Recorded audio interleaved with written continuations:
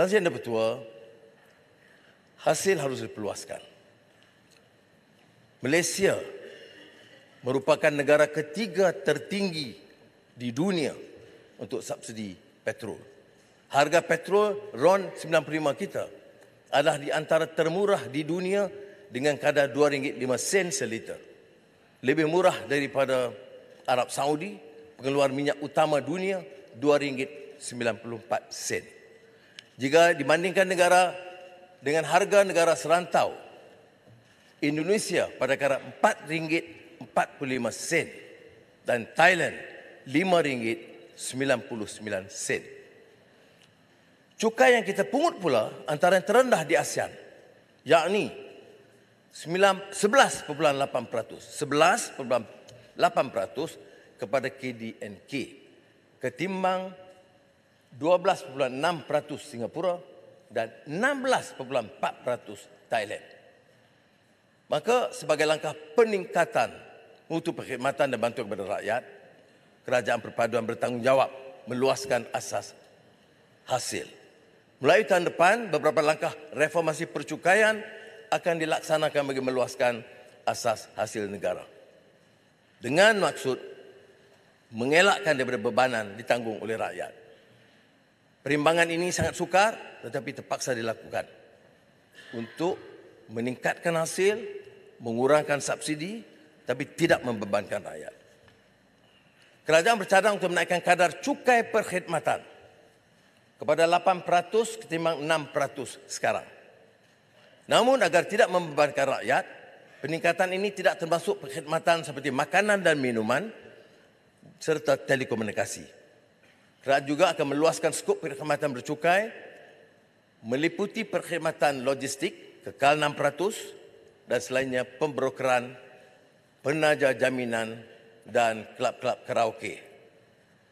Setelah mengambil kira input pihak berkepentingan melalui sesi libat urus yang diadakan, kerajaan akan menguasakan pelaksanaan cukai keuntungan modal bagi pelupusan saham tidak tersenarai oleh syarikat tempatan berdasarkan keuntungan bersih pada kadar 10% mulai 1 Mac 2024. Pengecualian cukai keuntungan modal ke atas pelupusan saham berkaitan aktiviti tertentu seperti IPO, Initial Public Offering yang diluluskan, penstrukturan dalaman dan syarikat modal teroka tertakluk kepada syarikat syarat ditetapkan.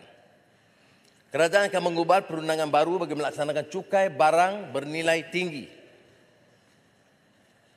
Kadar 5 hingga 10%. Barang kemas, jam tangan berdasarkan nilai ambang harga barangan. Tapi untuk maksud menggalakkan pelancongan, ia tidak dikenakan kepada pelancong dan beberapa peraturan diperkenalkan supaya pelancong boleh mengutip pulangan cukai itu sebelum berlepas keluar negara. Yang di-Pertua, Malaysia perlu seiring dengan perayaan pencukaian antarabangsa, iaitu mengekang aktiviti penghakisan asas cukai dan pemindahan untung ke negara yang mempunyai kadar cukai yang rendah. Mengambil kira maklum balas daripada industri dan perkembangan terkini antarabangsa, kerajaan akan melaksanakan cukai minimum global pada tahun 2025 dengan hanya terpakai kepada syarikat yang mempunyai pendapatan global sekurang-kurangnya 750 juta euro. Kerajaan juga akan memantau perkembangan cukai minimum global di peringkat antarabangsa.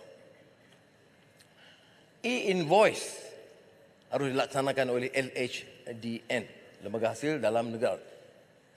Kerajaan mengambil kira maklum balas yang diterima dan memberikan cukup masa kepada pembayar cukai. Maka kerajaan setuju menguatkuasakan e-invoice secara mandatory kepada pembayar cukai dengan pendapatan atau jualan tahunan melebihi 100 juta ringgit mulai 1 Ogos 2024. Pembayar cukai mengikut kategori pendapatan selainnya akan dibuat secara berfasa dengan sasaran pelaksanaan menyeluruh mulai 1 Julai 2025. Nombor pengenalan cukai TIN akan diperluas penggunaannya untuk menyokong pelaksanaan e-invoice ini.